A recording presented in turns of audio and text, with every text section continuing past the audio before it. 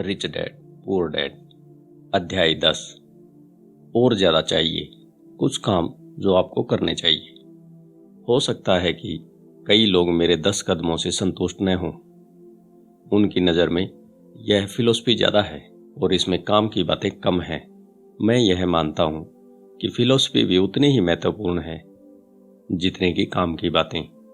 ऐसे कई लोग हैं जो सोचने के बजाय करना चाहते हैं, और ऐसे लोग भी हैं जो सोचते हैं परंतु करते कुछ नहीं है।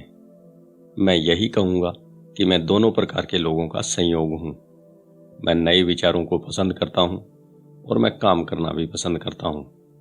तो उन लोगों के लिए जो किस तरह शुरू करें के बारे में कुछ मार्गदर्शक बातें जानना चाहते हैं, मैं संक्षेप में कुछ ऐसी बातें बताऊंगा जो मैं करता हूँ।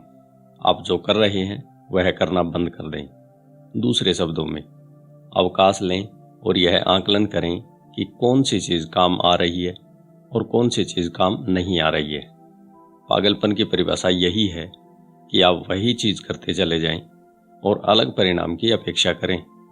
जो सफल नहीं हो रहा है वह करना बंद कर दें और कुछ नया करने की खोजें। नए विचारों की तलाश करें। नए निवेश के विचारों के लिए मैं किताब की दुकान में जाता हूँ और अलग अलग तथा अनूठे विषयों पर पुस्तकें ढूंढता हूँ। मैं उन्हें फार्मूलों का नाम देता हूँ। मैं कैसे करें पुस्तकें उस फार्मूले के लिए खरीदता हूँ जिसके बारे में मैं कुछ भी नहीं जानता। उदाहरण के लिए, मैंने एक किताब की दुकान में जोएल मास्कोविट्ज की पुस्तक द 16% सॉल्यूशन देखी। मैंने वह पुस्तक खरीदी और पढ़ डाली। तत्काल काम करें। अगले बुधवार को मैंने बिल्कुल वही किया जो पुस्तक में कहा गया था। मैंने हर कदम पुस्तक के अनुसार उठाया था। वकीलों के ऑफिसों या बैंक में मैंने रियल एस्टेट के सौदों के साथ भी यही किया है। ज़्यादातर लोग तत्काल कदम नहीं उठाते, या वे एक तरह से इस बात का इंतज़ार करते हैं कि कोई आएगा और उन्हें बताएगा कि उनके द्वारा सीखा गया नया फार्मूला गलत है और उसका अनुसरण करना बिल्कुल बेकार है। मेरे पड़ोसी ने मुझे बताया कि मेरा 16% का फार्मूला क्यों बेकार है। बहरहाल, मैंने उसकी बात पर इसलिए ध्यान नहीं दिया क्योंकि उसने कभी ऐसा करके नहीं देखा था। किसी ऐसे आदमी को खोजें जिसने वह किया हो जो आप करना चाहते हैं। उन्हें लंच पर ले जाएं, उनसे टिप्स लें, बिजनेस की बारीकियां समझें। अपने 16% के प्रमाण पत्रों के लिए मैं काउंटी टैक्स ऑफिस गया और मैंने वहां पर काम करने वाले सरकारी कर्मचारियों को खोजा। मैंने यह पाया कि वह भी इनमें निवेश करती है। तत्काल ही मैंने उसे लंच का न्योता दे दिया। उसने रोमांचित होकर मुझे यह समझा दिया इसे कैसे करना है, और उसने अपना पूरा ज्ञान मेरे सामने परोस दिया। लंच के बाद उसने पूरे दिन मुझे वह जगहें दिखाई जहां मैं इस तरह का सौदा कर सकता था। अगले दिन तक मैंने उसकी मदद से 2 बड़ी जायदादों को पा लिया था और मैं तब से उन पर 16% की दर से ब्याज कमा रहा हूं। मुझे पुस्तक पढ़ने में 1 दिन लगा, कदम उठाने में 1 दिन लगा, लंच में 1 घंटा लगा और 2 बड़े सौदे करने में केवल 1 दिन लगा। कक्षाओं में भाग लें और टेप खरीदें। मैं अखबारों में नई और रोचक कक्षाओं की खबर रोजाना खोजता रहता हूँ। इनमें से कई तो मुफ्त होती है या उनकी फीस बहुत कम होती है। मैं जो सीखना चाहता हूँ उस विषय पर मैं महंगे सेमिनारों में भी जाता हूँ। मैं इसलिए अमीर हूँ और मुझे इसलिए नौकरी करने की कतई जरूरत नहीं है क्योंकि मैंने इस तरह के पाठ्यक्रमों में भाग लिया है। मेरे कुछ दोस्त हैं जो मुझे यह बताया करते थे कि इस तरह के कार्यक्रमों में भाग लेकर मैं अपना समय और पैसा दोनों बर्बाद कर रहा हूँ। वे आज भी वही काम कर रहे हैं, हमेशा ऑफर देते रहें। जब भी मैं कोई रियल एस्टेट की प्रॉपर्टी चाहता हूँ तो मैं कई प्रॉपर्टी देखता हूँ और आमतौर पर एक ऑफर लिख देता हूँ। अगर आप नहीं जानते कि सही ऑफर क्या होना चाहिए तो यह मैं भी नहीं जानता। यह तो रियल एस्टेट एजेंट का काम है। वे ऑफर का आंकड़ा देते हैं। मैं जहां तक संभव हो सकता है कम से कम काम करता हूँ। मेरी एक मित्र चाहती थी कि मैं उसे अपार्टमेंट हाउस खरीदना सिखाऊं। एक शनिवार को वह, उसका एजेंट और मैं गए और हमने 6 अपार्टमेंट हाउस देखे। 4 तो घटिया थे परंतु 2 अच्छे थे।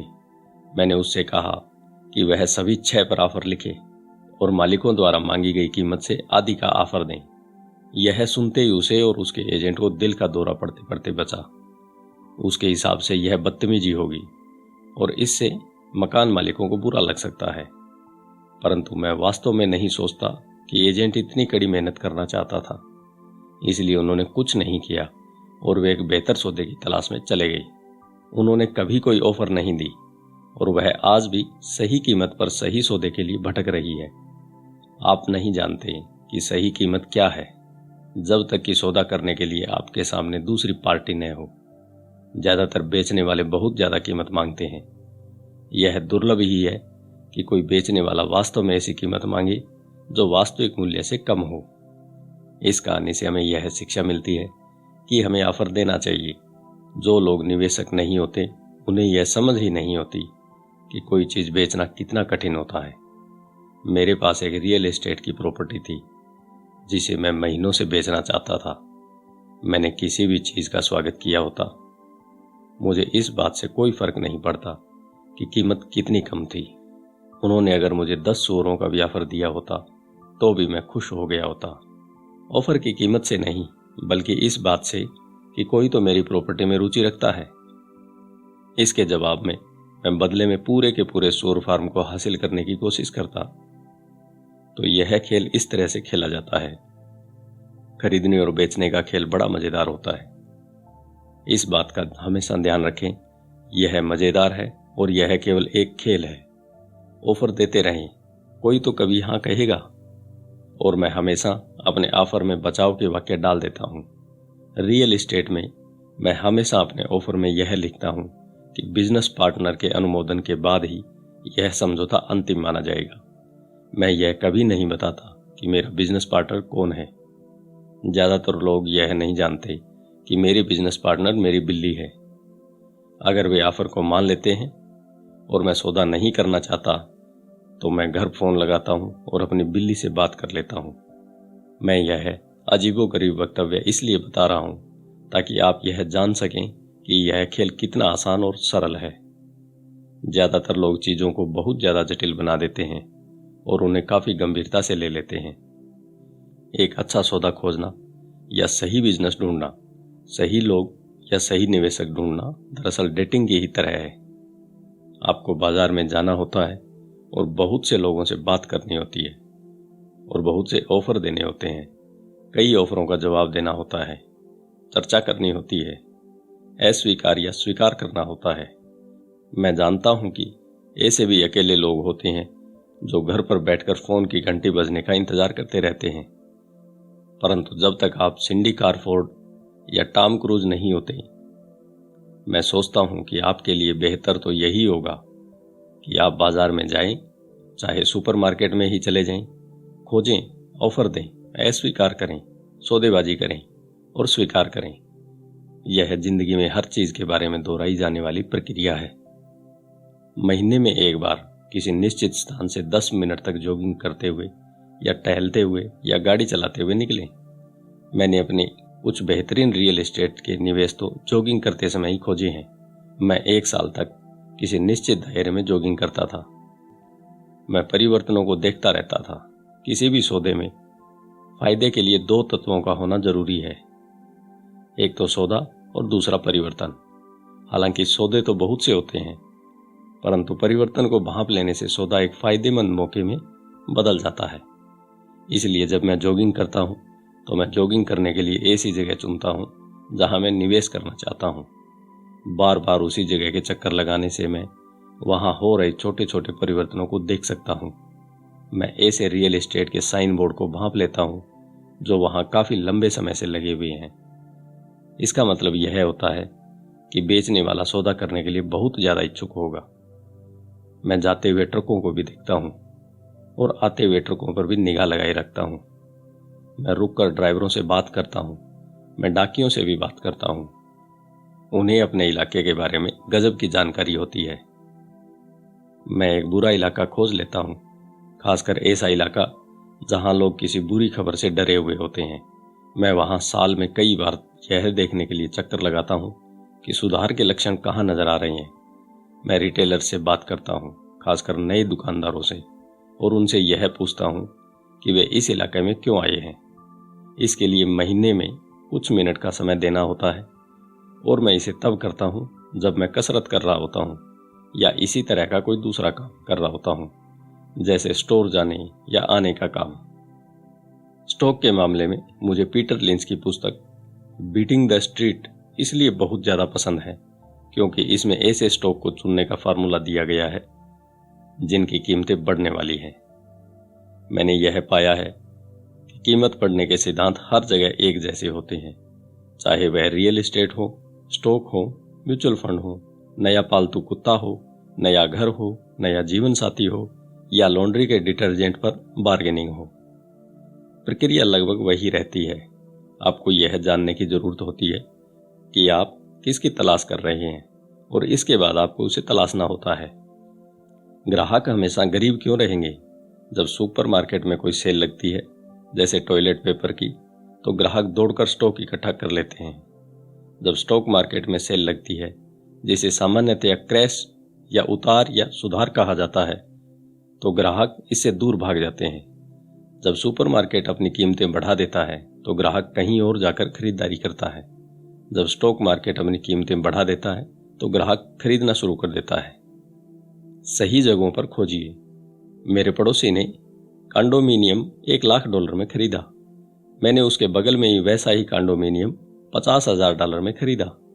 उसने मुझे बताया कि वह कीमतों के बढ़ने का इंतजार कर रहा है। मैंने उससे कहा कि फायदा खरीदते समय होता है, न कि बेचते समय। उसने एक ऐसे रियल एस्टेट ब्रोकर को चुना था जिसकी खुद की कोई प्रॉपर्टी नहीं थी। मैंने एक बार बैंक के फोरक्लोजर डिपार्टमेंट की मदद ली थी। मैंने एक कक्षा में $500 की फीस देकर यह सीखा था कि ऐसा कैसे किया जा सकता है। मेरे पड़ोसी का विचार था कि रियल एस्टेट में निवेश की कक्षा के लिए $500 की फीस बहुत महंगी थी। उसने कहा कि उसके पास न तो इतने पैसे हैं न ही समय, इसलिए अब वह कीमत बढ़ने का इंतजार कर रहा है। मैं पहले तो उन लोगों की तलाश करता हूं जो खरीदना चाहते हैं, फिर मैं उस व्यक्ति को ढूंढता हूं जो बेचना चाहता है। मेरा एक दोस्त एक प्लॉट ढूंढ रहा था। उसके पास पैसा था, परंतु उसके पास समय नहीं था। मैंने भी ढूंढना चालू किया और मुझे अपने दोस्त की जरूरत से बड़ा टुकड़ा मिल गया। मैंने इसे एक विकल्प के साथ जोड़ दिया। अपने दोस्त को फोन किया और उसे इसका ऑफर दिया। उसे जमीन का छोटा टुकड़ा चाहिए था, इसलिए मैंने उसकी जरूरत का टुकड़ा उसे बेच दिया और जमीन खरीद ली। जमीन का बाकी बचा टुकड़ा मैंने मुफ्त में ही अपने पास रख लिया। इस कहानी से हमें यह शिक्षा मिलती है कि एक खरीदो और उसे टुकड़ों में बांट दो। ज्यादातर लोग अपनी हैसियत के मुताबिक सामान की खोज करते हैं, इसलिए ये कम सामान की ज्यादा कीमत चुकाते हैं। छोटे विचार वाले लोगों को बड़े अवसर नहीं दिखते। इसलिए अगर आप ज्यादा अमीर बनना चाहते हैं तो पहले तो बड़े विचारों को सोचना शुरू कीजिए। दुकानदार ज्यादा सामान खरीदने वालों को डिस्काउंट देते हैं और वे केवल ऐसा इसलिए करते हैं क्योंकि ज्यादातर व्यवसायी ज्यादा खर्च करने वाले लोगों को पसंद करते हैं। अगर आप कम खर्च भी करते हो तो भी आपको हमेशा बड़े विचार को ही सोचना चाहिए। जब मेरी कंपनी को कंप्यूटर खरीदने थे तो मैंने अपने बहुत से दोस्तों से फोन पर पूछा कि क्या उन्हें भी कंप्यूटर खरीदना है। हम सब मिलकर कई डीलरों के पास गए और एक बढ़िया सौदा कर लिया। क्योंकि हमें बहुत से कंप्यूटर खरीदने थे, मैंने यही शहरों के साथ भी किया। छोटे लोग हमेशा छोटे ही रहेंगे क्योंकि उनकी सोच छोटी है। या तो अकेले ही काम करें या फिर काम ही न करें। इतिहास से सीखें। स्टॉक एक्सचेंज की सभी बड़ी कंपनियां छोटी कंपनियों के रूप में शुरू हुई थी। कर्नल सैंडर्स तब तक अमीर नहीं हुए थे जब तक 60 साल की उम्र में उन्होंने अपना सब कुछ नहीं गंवा दिया था। बिल गेट्स 30 साल से भी कम उम्र में दुनिया के सबसे अमीर लोगों में से एक हैं। सक्रियता हमेशा निष्क्रियता को हरा देती है। अवसर पहचानने के लिए केवल कुछ ही चीजें हैं जो मैं करता आया हूं और अब भी कर रहा हूं। इनमें से सबसे महत्वपूर्ण शब्द है किया और करो। जैसा इस पुस्तक में कई बार दोहराया जा चुका है, संपत्ति के पुरस्कार को पाने से पहले आपको सक्रिय होना पड़ेगा। तो काम पर जुट जाएं अभी से ही। धन्यवाद। आइए चलते हैं उपसंहार की तरफ। केवल $7,000 में ही कॉलेज की शिक्षा। आपका दिन शुभ हो।